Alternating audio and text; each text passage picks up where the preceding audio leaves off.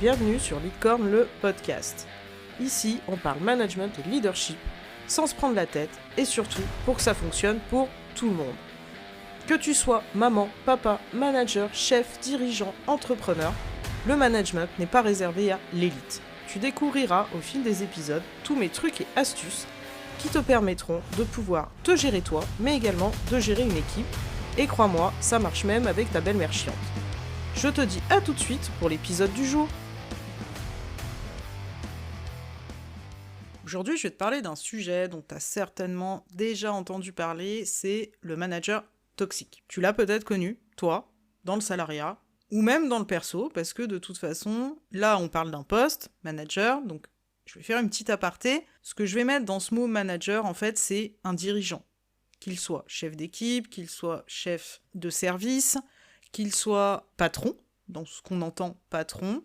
En fait, on va mettre ici tous les gens qui gèrent des gens. Mais on peut également mettre les entrepreneurs solo, puisque ça reste un dirigeant, il dirige son entreprise, et lui aussi, il va gérer des gens. Il va gérer ses clients, et il va gérer ses prestataires, et ainsi de suite. Et donc, de manière générale, on a ce qu'on appelle ce fameux manager toxique, dirigeant toxique, qui est en fait potentiellement aussi une personne toxique dans sa vie de tous les jours, personnelle. Qu'est-ce que j'appelle un manager toxique ? C'est une personne qui va manquer de respect aux autres, ne serait-ce que par son attitude ou sa manière de parler, potentiellement condescendant, potentiellement, un peu sous le coup de la taquinerie, va être capable de dire certaines choses, et ainsi de suite. Quelqu'un qui n'écoute pas l'avis des autres, puisque son seul avis, c'est le sien. Quelqu'un qui va passer son temps à contrôler tout ce qui est fait ou dit, ou ainsi de suite, de par les collaborateurs. Donc ça, on appelle ça le micromanagement. Donc bien sûr, quand on est manager, on doit contrôler le travail, mais on n'est pas là pour coller au train de chaque personne. C'est quelqu'un qui va, j'ai envie de dire, systématiquement utiliser un management directif. Donc c'est « fais ce que je dis », pas de négociation, qui a un management plutôt vertical, donc de haut en bas, c'est-à-dire, comme on vient de le dire, il donne ses ordres, et puis t'exécutes et tu te tais, et qui va en fait, de ce fait, avoir un petit peu un sentiment de toute puissance. C'est-à-dire, c'est lui qui dirige, c'est lui qui donne les ordres, c'est lui qui décide. Pour le coup, il assume très bien ses décisions. Par contre, ce fameux manager toxique, en général, quand il a pris une mauvaise décision, il va pas te le dire, ça sera toujours la faute de quelqu'un d'autre. C'est aussi un des penchants, c'est-à-dire que ce style de manager est tellement persuadé d'avoir raison tout le temps que quand il y a une erreur de fait, c'est pas de sa faute. Donc autant dire que l'ambiance au bureau ou dans le service, peu importe où se trouve ce manager, est quand même à chier, puisque là, on va être dans ce que j'appelle un management par la terreur, c'est-à-dire personne ne peut donner son point de vue, au risque, de sanctions, Alors les sanctions, c'est pas un licenciement ou ce genre de choses, mais ça peut être des sanctions de condescendance, de dire des choses pas agréables, de dire, tu vois, de toute façon, lui il fait ça, il le fait mieux que toi, et toi t'es nul. Enfin, je pense que t'as des exemples en tête, on a tous connu une personne comme ça. Et c'est malheureux parce que, initialement, ces fameux managers toxiques ont quand même des compétences en béton. On nomme pas un chef de service ou un manager juste parce qu'on aime bien sa tronche. Alors, ça arrive, les promotions canapé ou par copinage, c'est une réalité. Mais en général, on va quand même nommer quelqu'un qui a des compétences acquises qui sont quand même au-dessus des autres, puisqu'il va pouvoir montrer l'exemple. Initialement, un leader, un manager, un dirigeant doit montrer l'exemple aux autres. Mais dans son parcours, ce cher manager toxique a quand même oublié que il a été au même niveau que les autres, il a galéré autant que les autres, il a peut-être lui aussi connu l'ancien chef ou un autre chef avant qui était pas forcément cool et qui lui a fait des crasses, et j'ai l'impression qu'on oublie ça. Et puis, il y a aussi ce côté, on n'est pas formé, et là je vais parler très personnellement, on n'est pas formé en fait à de la gestion de l'humain. Comme j'ai pu l'expliquer dans ma présentation, j'ai été propulsée manager un petit peu parce que j'étais bonne dans ce que je faisais techniquement, ça se passait bien avec les collègues au niveau communication et tout ça, mais on était tous au même niveau. J'étais au même niveau que les autres, et le fait de passer au statut du dessus va en fait créer en toi une putain de pression, il n'y a pas d'autre mot, puisque là, il va falloir que tu assoies ta légitimité, que tu assoies tes compétences, et notamment managériales, donc de gestion du personnel et de gestion de l'humain. Et c'est pas une chose très très évidente, puisque, comme je te le disais, on te forme pas. On va te former à la technique, mais on va pas forcément te former à ça.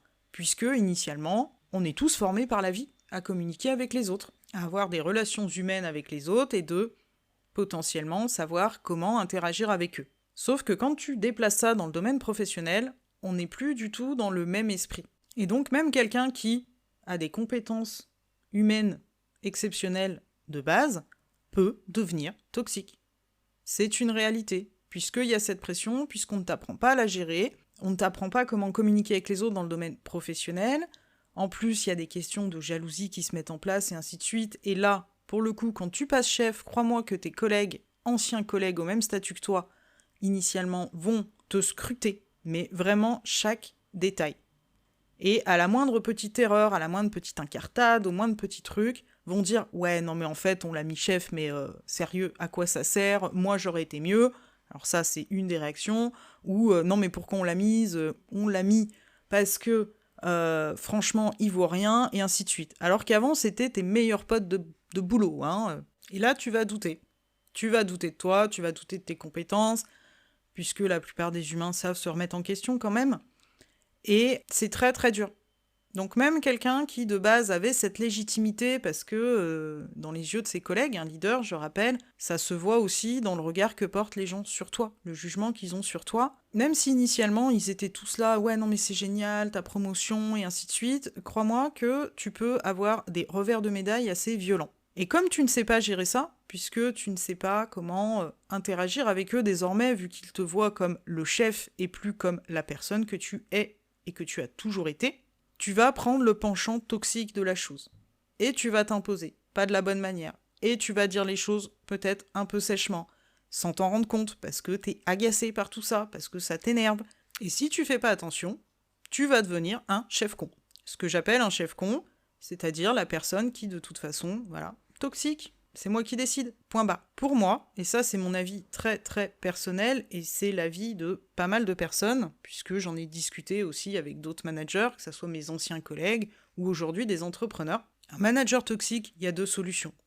Ou la personne est juste une vraie vipère, mais même dans sa vie de tous les jours, et elle est comme ça, et à moins de bosser sur elle-même et de se poser des questions, ça changera pas. Et là, ça va être à toi, si tu m'écoutes aujourd'hui et que tu es un collaborateur et que tu vis ce cas-là, de faire avec. Alors quand je te dis faire avec, c'est pas forcément évident puisque ce genre de comportement de manager toxique va quand même avoir des conséquences désastreuses sur la politique d'entreprise ou en tout cas la politique du service dans lequel se trouve ce manager. Et ça induit quand même des choses chez les collaborateurs, de l'épuisement professionnel, épuisement mental, burn-out, dépression.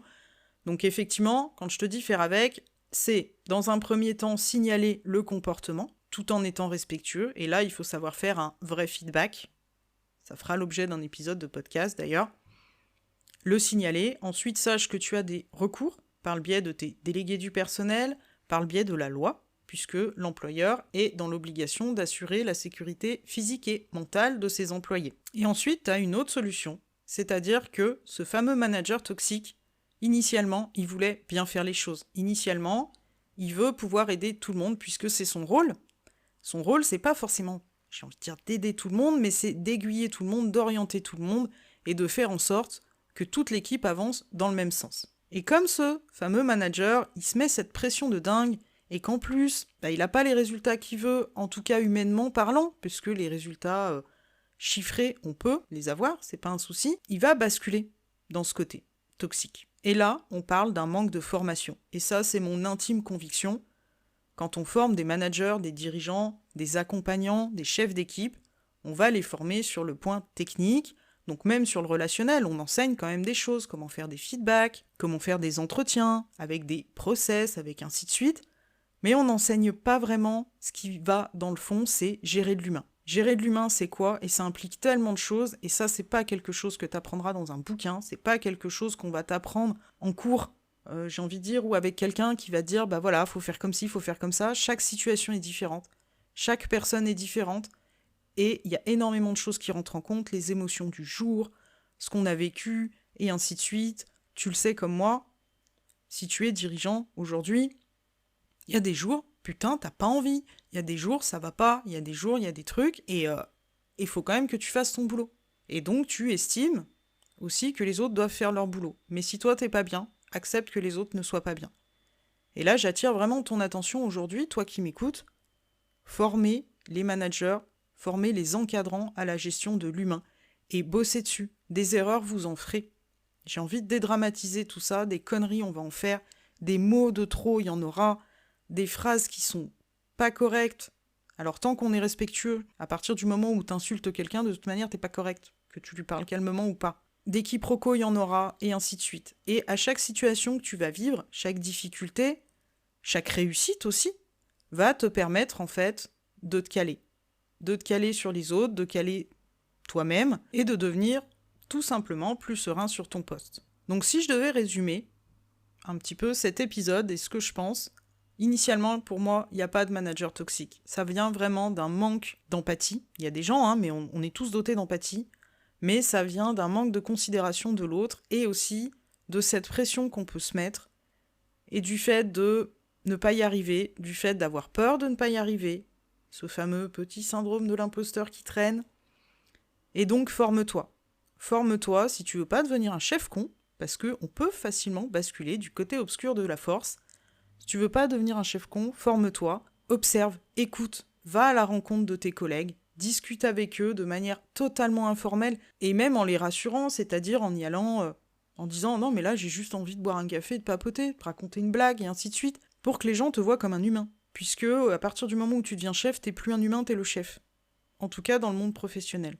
Accepte aussi de dire les choses, quand ça va, quand ça ne va pas, de manière calme, mais avant tout, oublie pas que t'es un humain. Remets de l'humanité dans ta gestion, remets du dialogue, remets du collectif et du participatif, puisque, n'oublie pas, t'as été aussi à leur place. Je te dis à très bientôt pour un nouvel épisode.